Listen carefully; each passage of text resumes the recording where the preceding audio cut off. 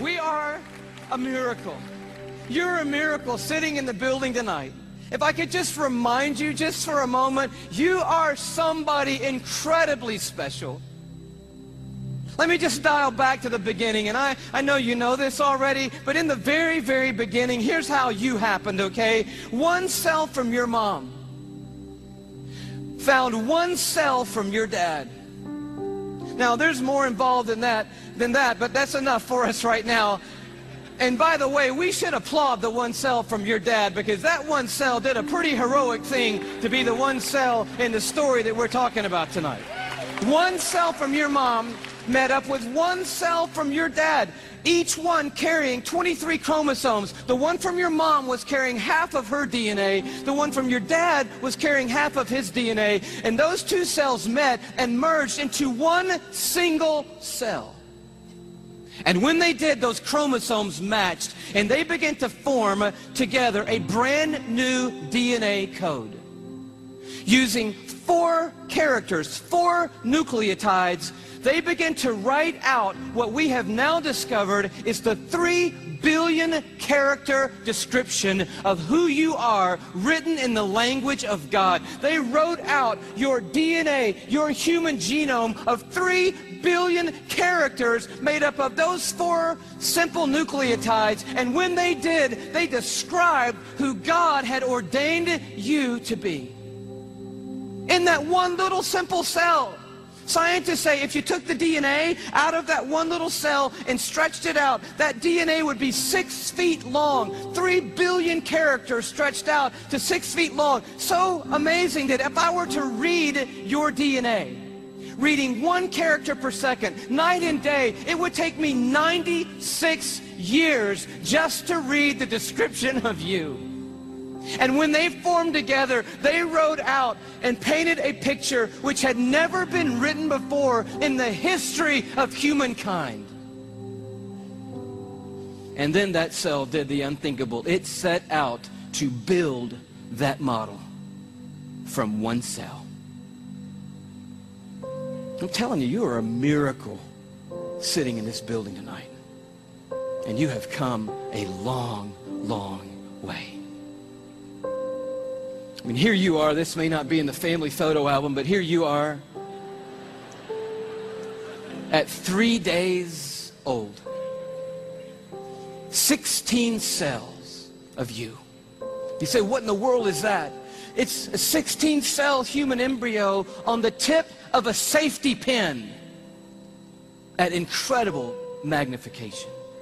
So by now, that one cell had turned into 16 cells on its way to making the 75 trillion cells that make up your body tonight. Every one of those 75 trillion cells containing that 6 feet of the 3 billion character DNA code that's you. There's so much DNA in your body, by the way. If you stretched it all end to end, there'd be enough DNA to go to the moon and back inside your body. 178,000 times. That's how amazing God has made you to be.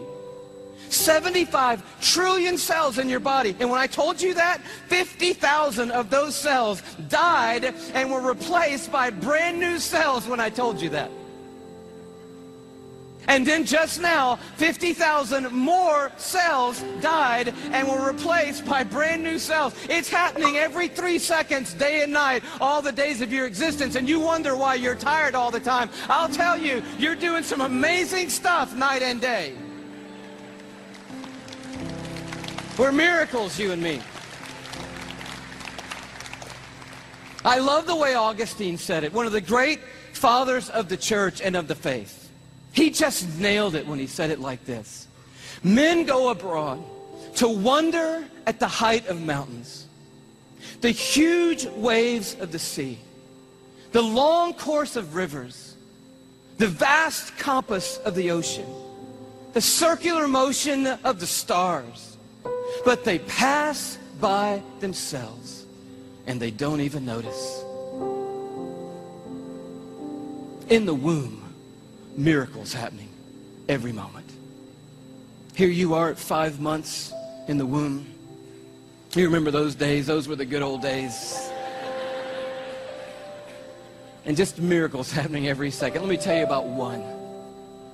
million optic nerve endings left the optic nerve center of your brain in the womb, headed for 1 million optic nerves that had left your eye.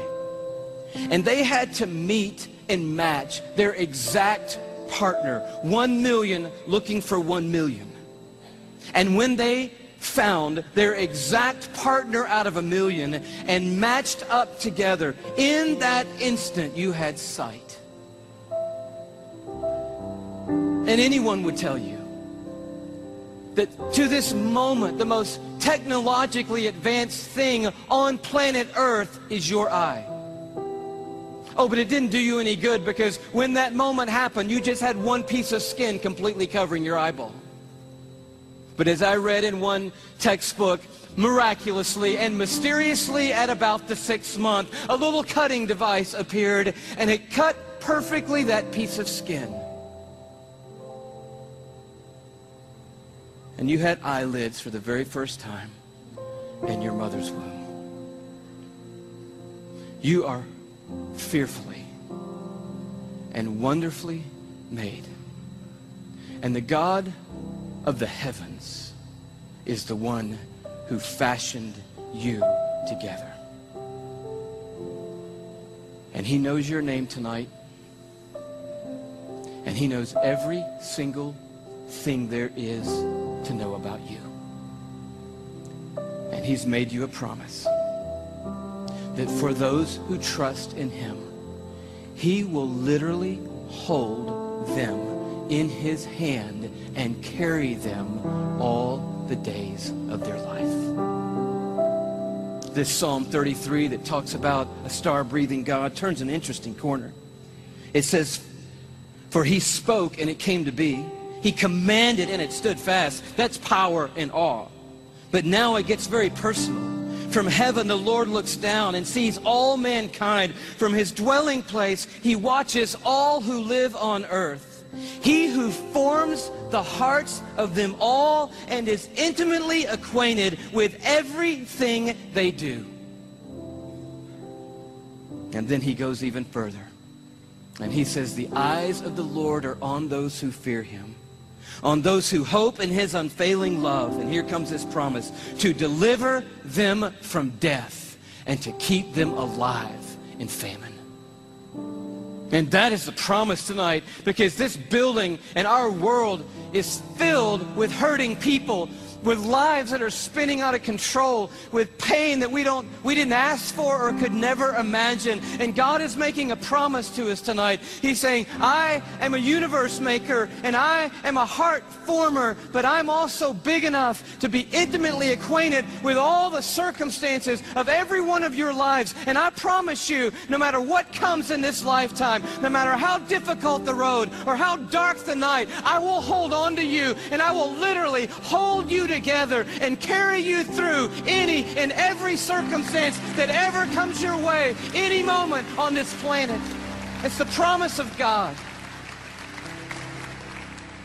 And you say, "Well, man, that sounds good, but how do I know that's true in my life right now, Louis?"